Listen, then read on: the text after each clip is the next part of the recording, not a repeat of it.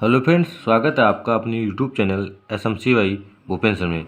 आज आप लोगों को इंटरमीडिएट में जो आपका सामान्य हिंदी और हिंदी का पेपर होने वाला है 22 फरवरी को, उसमें आपको किस प्रकार का सिलेबस पढ़ना है, किस प्रकार के क्वेश्चन आपके आते हैं, पूरा आपको बताएंगे। भी हिंदी में अगर आपका स्कोर अच्छा आता है तो आपकी परसेंटेज अच्छी बन जाती है, क्योंकि हिंदी जो है और इंग्लिश ये आपका स्कोरिंग सब्जेक्ट है, चाहे आप आर्ट साइड में हो या साइंस साइड में। साइंस साइड वालों के लिए तो ये बहुत ही इंपॉर्टेंट, क्योंकि हिंदी और इंग्लिश में आपके नंबर अच्छे आ जाते हैं तो आपके परसेंटेज पे उसका बहुत प्रभाव पड़ता है। बाकी जो आपके सब्जेक्ट होते हैं मैथ, साइंस, मतलब फिजिक्स और केमिस्ट्री जो होता है, उनमें आपको बहुत मेहनत करनी पड़ती है। इसमें आपको सिलेक्टेड चीज़ें पढ़नी होती हैं और वही हर बार रिपीट होती रहती हैं। तो स्टार्ट करते हैं। इसमें ये जैसे दिया है, काल विभाजन है। काल विभाजन में क्या पढ़ना है आपको?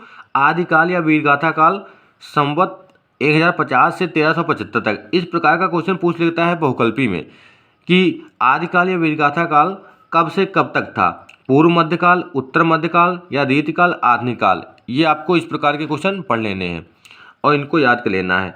फिर आपका आ जाता है संधि काल, चारण काल, फिर है भक्ति काल, रीतिकाल और आधुनिक काल। ये आपके काल विभाजन दिए हैं कि काल विभाजन कब से कब तक था। फिर आपका दिया है, ये दिया है आदिकाल, पूर्व मध्यकाल और ये फिर भारतेंद्र युग। ये वाले जो हैं कि भारतेंद्र युग कब से कब तक था, द्विवेदी युग, छायावाद युग, प्रयोगवाद युग या नई कविता या नवलेखन युग। फिर आपका आ जाता है आदिकाल में। आदिकाल में आपका दिया है कि आदिकाल का नामकरण, मतलब आदिकाल का नामकरण किसने किया? वीरगाथा काल का नामकरण किसने किया? आचार्य रामचंद्र शुक्ल ने। फिर है चारण काल, प्रारंभिक काल, वीर काल और संधि चारण काल। ये सारे आपको याद कर लेने हैं, ये वाले। फिर आपके आ जाते हैं आदिकाल से संबंधित प्रमुख महत्वपूर्ण बिंदु, और ये दिए हैं आपके ग्रंथ। फिर आपको जो याद करना है वो है ये वाले प्रमुख रासो ग्रंथ। इसमें से एक ग्रंथ आपका आ जाता है, ये आपका प्री बोर्ड में भी आया था कि कौन सा रासो ग्रंथ किसका रासो ग्रंथ है, ये आपका आ जाता है। उसके बाद फिर आ जाता है भक्ति काल। भक्ति काल में भक्ति के 4 संप्रदाय थे, ये चारों आपको पढ़ लेने हैं। और निर्गुण काव्यधारा, इसकी ज्ञानाश्रयी जो शाखा है उसके, और ये वाला जो दिया है, और ये जो दिया है आपका प्रेमाश्रयी शाखा। क्योंकि इसमें आपका ये पूछता है कि कौन सा कवि, बहुकल्पी में पूछ लेगा कि ये वाला कवि ज्ञानाश्रयी शाखा है या प्रेमाश्रयी शाखा का है, निर्गुण काव्यधारा का या सगुण काव्यधारा का। इस प्रकार के क्वेश्चन आपका पूछ लेता है। फिर आपका आ जाता है रीतिकाल। रीतिकाल के भी कवि आपको पढ़ लेने हैं। और फिर आधुनिक काल। आधुनिक काल में आपको भारतेंद्र युग और द्विवेदी युग, इतना आपको शुरुआत में मेन पॉइंट पढ़ लेने। फिर आपका आ जाता है हिंदी गद्य साहित्य का विकास। इसमें से आपके ऑब्जेक्टिव क्वेश्चन 5 पूछे जाते हैं, 5 प्रश्न इससे आते हैं, 5 पद्य साहित्य से आते हैं। इसमें आपको पूरा पढ़ना होता है। भारतेंद्र युगीन गद्य, इसमें से आपको जैसे ये एक कवि वचन सुधा का प्रकाशन कब हुआ था, तो ये आपको ये याद कर लेना कि 1868 जिसमें भारतेंद्र द्वारा काशी से हिंदी भाषा की शुद्धता एवं परिष्कार के लिए कवि वचन सुधा का प्रकाशन 1868 ईस्वी में भारतेंद्र द्वारा हुआ था। और नगर प्रचारणी सभा की स्थापना कब हुई थी? 1893 में। ये भी आपको याद कर लेना है। और इसमें जो आपका ये दिया है हिंदी गद्य की प्रमुख विधाएं एवं उनके रचनाकार, तो हिंदी का प्रथम नाटक कौन सा है? नहुष, गोपाल चंद्र गिरधर दास। उपन्यास परीक्षा गुरु, लाला श्रीनिवास दास। कहानी इंदुमती, किशोरीलाल गोस्वामी। और हिंदी की प्रथम यात्रा व्रत है सरयू पार की यात्रा, भारतेंदु हरिश्चंद्र। ये चारों आपको प्रथम वाले जो हैं कहानी, उपन्यास, नाटक और यात्रा व्रत, तो ये आपको चारों पढ़ लेने हैं। इसमें से एक क्वेश्चन आपका पूछा जा सकता है। फिर आपका दिया है इसमें भारतेंदु मंडल के प्रसिद्ध लेखक एवं उनके नाटक, ये दिया है। ये आपके इनमें आपको कवि याद कर लेना। ऐसे पूछ लेता है क्वेश्चन कि इनमें से कौन सा कवि भारतेंदु युग का है, तो जो इसमें कवि दिए हुए हैं उनकी रचनाएं दी हैं तो वो आपके भारतेंदु युग के हो जाते हैं। ये इनको एक बार पढ़ लेना है। और इनकी अन्य रचनाएं भी दे रखे हैं यहाँ पे, भारतेंदु हरिश्चंद्र और बालकृष्ण भट्ट, ये सब दिए हैं, इनकी रचनाएं पढ़ लेनी है। और उसके बाद प्रमुख पत्र पत्रिकाएं, भारतेंदु हरिचंद मैगनीज, हरिचंद चंद्रिका, बालकृष्ण भट्ट हिंदी प्रदीप, प्रताप नारायण मिश्र ब्राह्मण और बद्रीनारायण चौधरी आनंद कादम्बनी। ये पत्रिकाएं आपको पढ़ लेनी है। ये कब की हैं? भारतीय युग की पत्रिकाएं हैं। फिर आ जाता है आपका द्विवेदी युग। द्विवेदी युग में आपको ये पॉइंट पढ़ लेने, द्विवेदी युग का नामकरण आचार्य महावीर प्रसाद द्विवेदी के नाम पे रखा गया और नागरिक प्रचारणी सभा की प्रेरणा से सरस्वती पत्रिका का प्रकाशन हुआ। नागरिक प्रचारणी की जो सभा थी उससे सरस्वती पत्रिका का प्रकाशन हुआ। ये आपका पॉइंट। और ये दिया है द्विवेदी युग से पहले सरस्वती के संपादक कौन थे? डॉक्टर श्याम सुंदर दास। फिर इसमें आ जाता है द्विवेदी युग के महत्वपूर्ण नाटक एवं नाटककार। ये आपको पढ़ लेना, ये नाटक प्रमुख दिए हैं और उपन्यास और इनके उपन्यासकार, कहानीकार ये दिया है, जीवन चरित्र और उनके रचयिता। फिर आपका छायावाद युगीन गद्य। छायावाद युग का अगर पूछा नाटक के क्षेत्र में, ये आपके छायावाद के प्रमुख नाटककार और उनकी रचनाएं, जैसे जयशंकर प्रसाद है तो कल्याणी, ध्रुव सामनी ये सब दी हैं। और उपन्यास अगर आपसे पूछा जाए तो उपन्यास में कौन थे? प्रेमचंद। और फिर आपका निबंध के क्षेत्र में कौन थे? आचार्य रामचंद्र शुक्ल। इन तीनों को आपको पढ़ लेना, उनकी रचनाएं याद कर लेनी है। छायावादोत्तर युग। छायावादोत्तर युग में ये लेखक दिए हैं, उनकी रचनाएं, उनको विशेषताएं और रचनाएं दी हैं। ये सारे लेखक हैं, उनकी रचनाएं और विशेषताएं।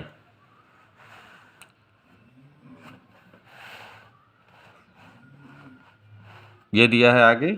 उसके बाद आ जाता है अलग अलग विधाएं आई। नाटक में आपको ये जैसे दिए हैं रचनाएं उनकी, भारतीय युग के नाटककार, द्विवेदी युग के नाटककार, तो इससे आपको इनके कवियों के नाम और किस युग में कौन सा नाटक लिखा गया ये भी आपको पता चल जाएगा। फिर आपका उपन्यास में आपको पढ़ लेने हैं और कहानी भी आपको पढ़ लेने। निबंध, फिर आपका निबंध आ जाता है। उसके बाद फिर आपको जीवनी पढ़ लेनी है। जीवनी में आपका जैसे दिया है कलम का सिपाही, कलम का मजदूर, ये प्रेमचंद की जीवनी है। संस्मरण में आपको इनके रचनाएं पढ़ लेनी है और संस्मरण किसे कहते हैं ये इस प्रकार के आपके क्वेश्चन पढ़ लेने। फिर यात्रावृत्त आपके दिए हैं, ये यात्रावृत्त हैं, इन यात्रावृत्त को भी आपको पढ़ लेना है। और ये दिया है रेखा चित्र आपका रामरच बेनीपुरी। ये दिया है कि लाल तारा, माटी की मूर्तें, गेहूँ और गुलाब, देवेंद्र सत्यार्थी। उसके बाद ये आपके आ जाते हैं ऑब्जेक्टिव क्वेश्चन। ये बस ऑब्जेक्टिव क्वेश्चन को आपको पढ़ लेना है। इन्हीं प्रकार के क्वेश्चन आपसे पूछे जाते हैं। जैसे ये क्वेश्चन दिया है, इसमें आप अगर आपने निशान नहीं लगा रखे हैं, जैसे कलम का सिपाही के रचनाकार कौन है? अमृत राय। ये आपको बस एक बार पढ़ लेना है तो आपको तैयार हो जाएंगे। ये सारे क्वेश्चन देखो कितने इंपॉर्टेंट क्वेश्चन दिए हैं, इन सबको एक बार पढ़ लेना है। इसमें जैसे निशान नहीं लगे हैं तो इसमें आप लोग क्या करेंगे, एक बार पढ़ेंगे क्वेश्चन को, उसके बाद अपना आंसर देखेंगे कौन सा आंसर हो सकता है, उसके बाद देख के अपना आंसर टिक कर लेंगे, तो उससे आपको याद रहेगा। सारे क्वेश्चन एक बार तैयार कर लेंगे। ये सब दिए हैं, कितने अच्छे प्रकार से दिए हैं। यहाँ पे नाटक अलग दिए हैं, एकांकी के अलग दिए हैं क्वेश्चन, एकांकी जनक के, हिंदी एकांकी के जनक माने जाते हैं, सब क्वेश्चन दिए हैं इसमें। अगर उधर का आप थ्योरी वाला नहीं भी पढ़ते हैं, बस सिर्फ इतने ऑब्जेक्टिव तैयार कर लें तब भी आपके क्वेश्चन तैयार हो जाएंगे। कहानी, फिर निबंध दिया है, ये देखिए इतने क्वेश्चन दिए थे। फिर आपके आ जाते हैं अदला उत्तरी वाले। अदला उत्तरी में भी आपको क्वेश्चन पढ़ लेने हैं, इनको भी एक बार पढ़ लेना है कि इतने क्वेश्चन दिए हैं, 20 से 30 क्वेश्चन, एक बार इनको पढ़ लेना, बस एक लाइन के क्वेश्चन होंगे। ये दिया है जैसे 200 वैष्णवन की वार्ता किस भाषा में रचित गद्य रचना है? ब्रज भाषा में रचित गद्य रचना है। ये भी क्वेश्चन आपको याद कर लेने हैं, एक बार इनको पढ़ लेना है। फिर आगे दिया है हिंदी पद्य साहित्य का विकास, ये है आपका। इसमें आपको आदिकाल दिया है, भक्ति काल दिया है, तो इसमें आपको आदिकाल पढ़ लेना है, भक्ति काल पढ़ लेना है। और भक्ति काल को क्या कहते हैं ये भी आपको पढ़ लेना है। भक्ति काल को स्वर्ण काल भी कहते हैं। यह भी क्वेश्चन आपका प्री बोर्ड में आया था। इस प्रकार के मेन पॉइंट इसमें पढ़ लेने हैं और उसके बाद इसका ऑब्जेक्टिव, और उसके बाद उसके ऑब्जेक्टिव पढ़ लेने हैं। भक्ति काल साहित्य की प्रवृत्तियाँ, ये रीतिकाल दिया है, ये सब दिया था आपका। ये आपके दिए हैं ये जैसे दिया था रीतिकाल के प्रमुख निबंध, काव्य और कवि, रीतिकाल के मुक्तक, काव्य, ये सब आपको एक बार पढ़ लेने हैं। आधुनिक काल फिर आपका आधुनिक काल, भारतेंद्र युग और छायावादोत्तर युग। फिर आपके वही आपके आ जाते हैं क्वेश्चन बहुविकल्पी। बहुविकल्पी प्रश्न आपके आ जाते हैं यहाँ से। ये आपके ऑब्जेक्टिव क्वेश्चन सारे के सारे पढ़ लेने हैं एक बार, ये जो दिए हैं आपके, इस सब टिक करके आपको सही से पढ़ लेना है इनको। और ये आपके दिए हैं अतलगुत्री, ये अतलगुत्री पढ़ लेने हैं। अब आपका आ जाता है मेन सिलेबस जो आपको पढ़ना होता है। राष्ट्र का स्वरूप, राष्ट्र का स्वरूप ये दिया है आपका वासुदेव शरण अग्रवाल। इसमें से आपका निबंध आ जाता है। राष्ट्र का स्वरूप जो है इसमें आपका इसकी जीवनी भी पूछ सकते हैं, या जो आपका गद्यांश आता है एक, तो इसमें आपको तैयार कर लेना है एक चैप्टर ये वाला, राष्ट्र का स्वरूप तैयार कर लेना है और इनकी जीवनी भी पढ़ लेनी है। ये दिए हैं क्वेश्चन गद्यांशों पर आधारित प्रश्न। तो इस प्रकार के क्वेश्चन आपको कर लेने। शीर्षक का नाम लिखना होता है और लेखक का नाम लिखना होता है। आपको पाठ का नाम जरूर याद हो, पाठ का नाम है याद है तो आप लेखक का नाम लिख देंगे, और जो गद्यांश होगा उसमें लेखक और पद्यांश होगा उसमें कवि या रचयिता, ये आपका हो जाता है। उसके बाद अगला चैप्टर दिया है रॉबर्ट नर्सिंग होम। ये दिया है एक कन्हैयालाल मिश्र प्रभाकर जी का, और फिर दिया है अशोक के फूल। तो आपको दूसरा चैप्टर ये ज़्यादा इम्पोर्टेंट है, अशोक के फूल तैयार कर लेना है, ये वाला अशोक के फूल और इनके गद्यांश भी। फिर है भाषा और आधुनिकता। इन 3 चैप्टर से आपका पैराग्राफ आ जाएगा। 3 चैप्टर आपको पढ़ लेने हैं सही से, इनमें से पैराग्राफ आपका आ जाएगा। फिर है निंदा रस। निंदा रस में भी आपका इम्पोर्टेंट गद्यांश दे रखे हैं, आपको निंदा रस पढ़ लेना है। निंदा रस हरशंकर परसाई जी का है। तो ये 4 चैप्टर से आपका गद्यांश आ जाएगा। फिर आपका आ जाता है पद्यांश वाला। इसमें आपको जैसे ये दिया है पवन दूतिका, इसमें आपको 2-3 चैप्टर ऐसे याद कर लेने हैं, उनके दोहे और जो उनकी कविता होती है, तो उसमें आपको उन्हीं में से आपका, जैसे ये देखो कितनी बार आया, ये वाला इम्पोर्टेंट है, इनका जीवन परिचय भी, साहित्यिक परिचय, और ये पाठ से गद्यांश भी आ जाता है, पद्यांश भी आ जाता है आपका, बहुत बार पूछा गया है इस प्रकार के क्वेश्चन जो होते हैं ये वाले। तो ये आपको तैयार कर लेने हैं। दूसरा ये है कैकेयी का अनुताप, और ये किसका है, मैथिली शरण गुप्त का, इसका भी जीवन परिचय बहुत इंपॉर्टेंट है। जयशंकर प्रसाद, ये 3 आपको तैयार कर लेने हैं, जीवन परिचय भी इनके और इनके गद्यांश। पाठ का नाम और कविता अगर याद होगी आपको, इन्हीं में से 3-4 में से आपको मिल जाएगा, क्योंकि 2 आपके आते हैं, 2 में से 1 करना होता है। और महादेवी वर्मा दिया है आपका, महादेवी वर्मा का जीवन परिचय बहुत इंपॉर्टेंट है, महादेवी वर्मा का जीवन परिचय। तो ये आपके जीवन परिचय तैयार कर लेने हैं 3-4, कम से कम 3 तो आपको याद ही होने चाहिए। और उसके बाद उनके जो पाठ का नाम, जो कविताएं हैं, वो कविताएं पढ़ लेनी कहाँ से लिया गया है। और ये दिया है मैथिली शरण गुप्त, रामधारी सिंह दिनकर का, इस वाले पाठ से बहुत इंपॉर्टेंट, बहुत बार पूछा गया है।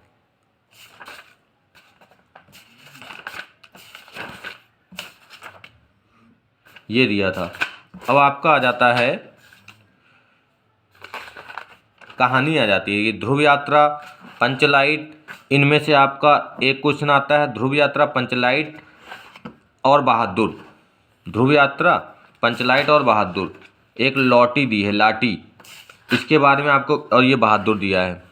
4 कहानी पढ़ लेनी, इनका सारांश और इस कहानी में क्या दिया गया है उसके पूरा पता होना चाहिए। फिर आपका आता है कथा वस्तु। कथा वस्तु का मतलब है बहुत सारे आपके आएंगे खंड काव्य, उसमें से जो आपके ज़िले में पढ़ाया जाता है, जो आपके डिस्ट्रिक्ट में स्कूल में जो आपके पढ़ाया गया होगा, तो वही आपको करना है। जैसे आलोक व्रत है, ये बहुत सारे आते हैं, तो आपके यहाँ पढ़ाया जाता है त्यागपथी, तो त्यागपथी वाला आपको करना होगा।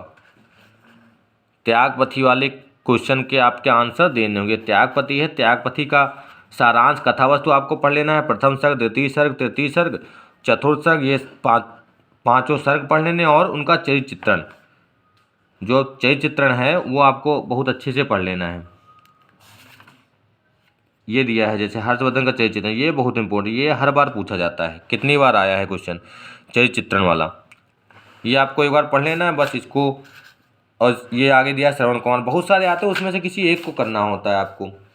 फिर आपका संस्कृत, संस्कृत में आपको इसमें भी आपका संदर्भ लिखना होता है, पाठ का नाम, और इसमें लेखक तो होगा नहीं, पाठ का नाम ही लिखना होता है कि हमारी प्रस्तुत गद्यांश हमारी पाठ्य पुस्तक संस्कृत दिग्दर्शिका के जो भी पाठ आपका है उस पाठ से लिया गया है। तो इस प्रकार का जैसे पहला पाठ है ये बहुत इंपॉर्टेंट है, इससे आपका पैराग्राफ बहुत बार पूछा गया, और इसमें जैसे श्लोक भी दिया है, ये श्लोक दिया है तो ये गद्यांश हो जाता, पद्यांश हो जाता है। और ये आपके हैं शुरुआत के 3 पाठ, इनको आपको पढ़ लेना है। जातक कथा है, और ये संस्कृत भाषाया महात्म, इस पाठ से बहुत बार गद्यांश पूछा गया है, बहुत इंपॉर्टेंट है ये, इससे हर बार पूछा जाता है। ये दिया है जैसे जातक कथा, इसमें से आपका आ सकता है, और सुभाष रत्नान, इससे श्लोक आ सकता है। पंचशील सिद्धांत, इस प्रकार के क्वेश्चन आपको 3-3, 4-4 जो इंपॉर्टेंट चैप्टर हैं उन्हीं में से गद्यांश और जो पद्यांश आपका कविता आता है इन्हीं में से हर बार रिपीट होता है, तो आपको उन्हीं चैप्टर्स को अच्छे से रीड कर लेना है, पढ़ लेना है, उन्हीं में से आपका हर बार आता है। फिर आपका है मुहावरे, मुहावरे आपको पढ़ लेने हैं। रस अलंकार छंद व्याकरण पूरी आ जाती है फिर आपकी। ये संधि विच्छेद दिया है, समास विग्रह होता है, अनेक शब्द के लिए एक शब्द, ये पूरा व्याकरण आपको संस्कृत में विभक्ति ये सब पहचानने के लिए आता है, ये आपको पढ़ लेना है। फिर वाक्यों को शुद्ध करना, ये 2 नंबर के आपके आते हैं, वाक्यों को शुद्ध करना। फिर रस अलंकार छंद, जैसे ये रस अलंकार छंद दिए हैं तो वीर रस और हास्य रस, करुण रस, ये 2-3-4 रस आपको पढ़ लेने हैं, उन्हीं में से आपका एक रस मिल जाएगा। अलंकार हैं, अलंकार पढ़ लेने हैं आपको, और उनके उदाहरण पढ़ लेने, छंद पढ़ लेना है। कुंडलिया कितनी बार आया है क्वेश्चन, रस अलंकार छंद, छंद में चौपाई, दोहा, सोरठा, कुंडलिया, यही 3-4 हैं, 3-4 में से आपका आ जाता है। फिर आपका आता है पत्र लेखन, पत्र लेखन में जैसे ये दिया है जिलाधिकारी को, इस प्रकार का क्वेश्चन बहुत बार पूछा गया है, ये भी बहुत इंपॉर्टेंट है। और ये वाला आपको तरीका बस पता करना है कि इस प्रकार से पत्र लेखन हमें करना है, अपने नगर निकाय को या डीएम को, किसी को भी लिख, परीक्षा के दौरान ये बहुत इंपॉर्टेंट, ये बहुत बार पूछा गया परीक्षा के दौरान, ये बहुत इंपॉर्टेंट है। बिजली कटौती के लिए जिलाधिकारी को एक पत्र लिखना है, ये वाला आपको।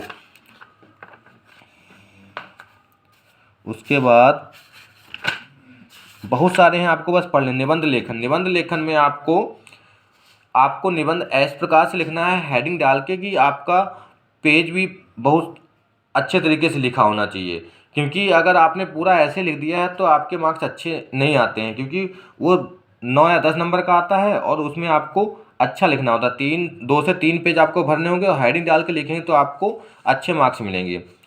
इसमें बहुत सारे निबंध हैं,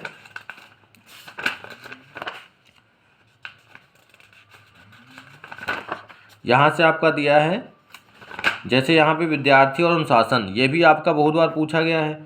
और इधर दिया है आपका बढ़ती बेरोजगारी, ये बेरोजगारी और या बढ़ती जनसंख्या, रोजगार की समस्या, बेरोजगारी की समस्या, ये भी है। मेरा प्रिय कवि, आपको जो जीवनी याद हो वो आप लिख सकते हैं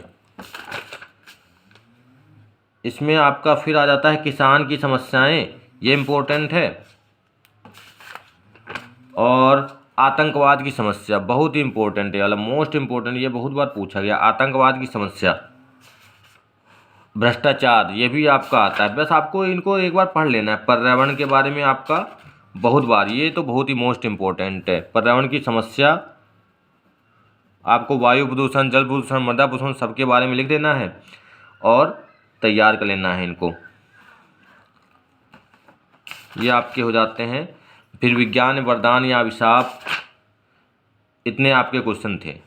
फिर आपके इसमें मॉडल पेपर दिए हैं, मॉडल पेपर का आपको सॉल्व कर लेना है, तो उससे आपके क्वेश्चन बहुत सारे तैयार हो जाएंगे। आपका मॉडल पेपर दिए हैं, मॉडल पेपर 1, मॉडल पेपर 2, 3 और फिर एमसीक्यूज। ये MCQs हैं, ये बहुत ही मोस्ट इम्पोर्टेंट है, इनको आपको एक बार पढ़ लेना है कि हिंदी गद्य एवं काव्य साहित्य का विकास, ये पढ़ लेने हैं आपको। ये जो मॉडल पेपर में क्वेश्चन दिए हैं ये आपको तैयार कर लेने हैं। ये ध्रुव सामने ये इतने क्वेश्चन दिए हैं आपके। फिर आपका एक सामान्य हिंदी का एक पेपर दिया है और इसको भी आपको तैयार कर लेना है।